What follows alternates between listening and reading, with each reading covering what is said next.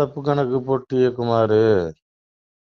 அதாவது நண்பர்களே, இப்ப வந்து பாத்தீங்கன்னா, பாஜக அரசன் நம்பி புருஷனை கைவிட்ட கதையா, எடப்பாடியை நம்பி எல்லாத்தையும் கைவிட்டு மாட்டிருக்குது. ஏன்னா கூட்டணி பாருங்க, இன்னைக்கு பிரேமலதா தேமுதிக கூட்டணியில இல்ல, ஏடிஎம்கேல.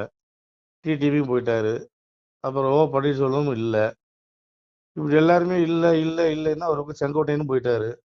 அப்புறம் யார்தான் கட்சியில சேர்த்து இவங்க என்னதான் பண்ண போறாங்க? பாமகவும் கூட்டணியில இன்னும் ஒன்றும் ஒத்து வரலையாடு தெரியுது. அப்ப யாரைத்தான் நம்பி இவங்க வந்து கூட்டணி வைக்க போறாங்க? ஒன்றும் புரிய மாட்டேங்குது. அரசியல் நிலவுகளே ரொம்ப தலைகீழா இருக்குது. இதை வந்து எப்படியா அமித்ஷா காதுக்கு போகணும். இனிமேலாவது வந்து ஒரு யோசனை பண்ணணும், மறுபரிசீலனை செய்யணும். அதான் அண்ணாமலை மூலியமா வந்து கூட்டணி வந்து உருவாகணும். அதுதான் செட் ஆகும். இப்ப எடப்பாடி நம்பி பாருங்க, அவர் பாட்டுக்கு அவரு வேணாம், யாரு அவரு வேணாங்கிறாரு, இவர் வேணாங்கிறாரு, அது வேணாங்கிறாரு, இப்படி வேணாம் வேணாம் வேணாம்னு சொன்னா யாரத்தான் வச்சு கட்சி நடத்த போறாரு? அது ஒன்று இருக்குது இல்ல. 19வது இந்த பக்கம் தாவேக்கான்னு ஒன்று உருவாயிட்டு இருக்கு. அதோட ரசிகர்கள்லாம் வந்து பாத்தீங்கன்னா, அது ஒரு பக்கம் ஆரவாரமா போயிட்டு இருக்குது. இந்த நிலவரத்துல வந்து ரொம்ப ரொம்ப தெளிவா வந்து முடிவு எடுக்கணும். முடிவு வந்து பூரா தப்பு தப்பா எடுத்துட்டு இருக்கிறாங்க. தேமுதிகவை கொஞ்சம் அனுசரிச்சு போயிருந்திருக்கலாம். விஜயகாந்தோடைய ஓட்டு கொஞ்சம் ஓரளவுக்கு அவங்களுடைய கொஞ்சம் கணிசமா கிடைக்கும். டிடிவி அதே மாதிரி தான், போன வட்டம் எலெக்ஷன்ல தோத்ததுக்கு காரணமே டிடிவி தான். கொஞ்சம் அனுசரிச்சு போகணும்ல. எல்லாத்துலயும் வந்து கம்பீரமா நின்னா ஜெயிக்க முடியாதுல்ல. கூட்டணியை பொறுத்தளவு வந்து கொஞ்சம் விட்டு கொடுத்து பார்த்தா எதுவுமே செய்ய முடியும். ஆட்சிக்கு வந்ததுக்கு அப்புறம் நீங்க எப்படி வேணாலும் இருங்க, அது வேற விஷயம். ஹிட்லரை கூட நீங்க மாறுங்க, அது வேற விஷயம். ஆனா இப்ப கூட்டணி பேசும்போது கொஞ்சம் எனக்கு மொத்தம் போகணும். அப்படி போகலைங்கிற பட்சத்துல தோல்வியை தான் காண முடியும். பார்ப்போம், இன்னும் 2 மாசம் டைம் இருக்கு. அமித்ஷா அவர்கள் வந்து ஒரு நல்ல முடிவு எடுத்தாருன்னா நல்லா இருக்கும். அண்ணாமலை மூலமா வந்து கூட்டணி அமையணும். அப்பதான் செட் ஆகும். எல்லாரும் வந்து இன்னுமே வந்து அண்ணாமலைக்கு போஸ்டிங் கொடுக்கலன்றவங்க தான் நிறைய தொண்டர்கள் இருக்காங்க. சரி, பொறுத்திருந்து பார்ப்போம். செவிடன் காதல ஊர்ன சங்கு மாதிரி நம்ம ஊதிக்கிட்டே தான் இருக்கிறோம். எப்பயாவது கேட்குமான்னு பார்ப்போம். நன்றி நண்பர்களே. சிவாய நம. திருச்சிட்டம்பலம், தில்லையம்பலம், பொன்னம்பலம். சிவாய நம. உறவுகளே, சிவ அன்பர்களே, தற்போது தாங்கள் இந்த வீடியோவில் பார்க்கக்கூடிய இடத்துல ஒரு சிவாலய திருப்பணி ஒன்று நடந்து கொண்டிருக்கிறது. இந்த இடத்துல பார்த்தீங்கன்னா, முன்பு ஒரு காலத்தில் வந்து ஒரு சிவாலயம் இருந்திருக்குது. அதாவது இந்த ஏரியா வந்து இப்போ வந்து ஒரு தென்னை மரங்கள், பனைமரங்கள் சூழ்ந்த காடாக இருக்கிறது. முன்பு ஒரு காலத்தில் இங்கே ஒரு ஊர் இருந்ததாக சொல்கிறாங்க. ஆனால் இப்போது சுற்று வட்டாரத்தில் 5 கிலோமீட்டர் சுற்றுலாவில் ஊரே கிடையாது, காடு. இப்போ இந்த இடத்துல ஒரு சிவாலயம் வந்து அமையிருக்கிறது. இந்த சிவாலயத்தில் வந்து இருந்த அந்த சாமியுடைய திருமேனியை வந்து எடுத்து வச்சிட்டோம். திருப்பணி முடிஞ்சதுக்கப்புறம் பிரதிஷ்டை பண்ண இருக்கிற உறவுகளே, தற்போது இந்த வீடியோ பார்க்கக்கூடிய உறவுகள் தங்களால் முடிந்தால் ஒரு சின்ன உதவி செஞ்சு கொடுங்க. எங்கள் இடத்துல பொருளாதாரம் இல்லை. அதனால் பார்த்திங்கன்னா அந்த வேலையெல்லாம் அப்படியே நின்று போச்சு.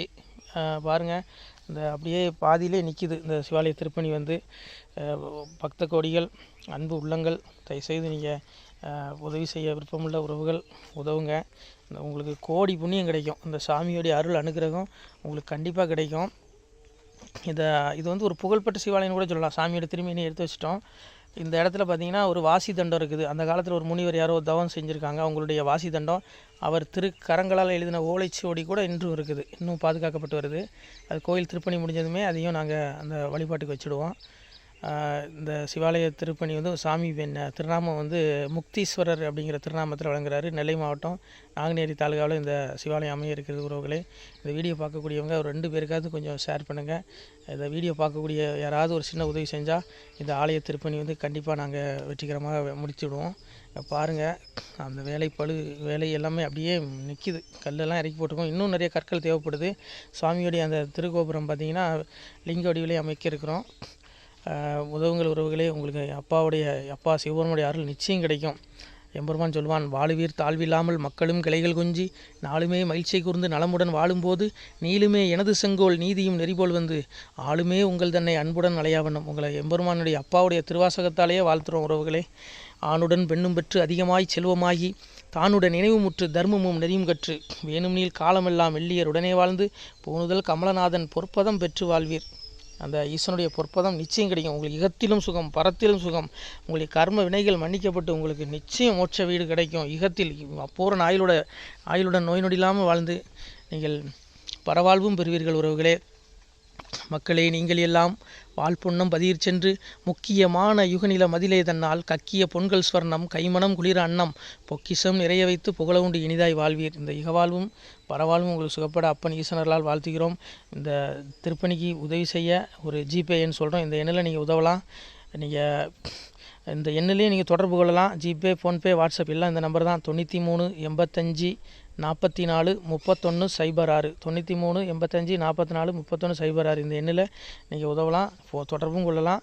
வாட்ஸ்அப்பும் இந்த எண்ணு தான், ஜிபே இந்த எண்ணு தான். உறவுகளே, முடிந்த அளவுக்கு 2 பேருக்காக ஷேர் பண்ணுங்கள். இந்த வீடியோ பார்க்கக்கூடிய யாராவது ஒருத்தர் சின்ன உதவி, நீங்கள் பெரிய அளவில் செய்யணும் கூட, நீங்கள் ₹1 நீங்கள் தந்தாலும் மனசார வேண்டி ஏற்றுக்கிறோம். உறவுகளே, உதவுங்கள்.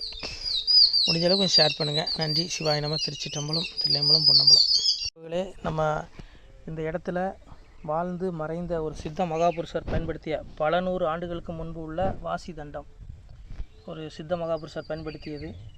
அவர் திருக்கரங்களால் எழுதிய அந்த ஓலைச்சுவடி கூட பாருங்கள், இன்னும் பாதுகாக்கப்பட்டு வருது. இந்த சிவாலயம், நம்முடைய அந்த சிவாலய திருப்பணி முடிந்ததுமே எம்பெருமான் அவர் எழுதிய அந்த சிவனை பற்றி புகழ்ந்து எழுதிய அந்த பாடல் வரிகள் இதில் இருக்குது.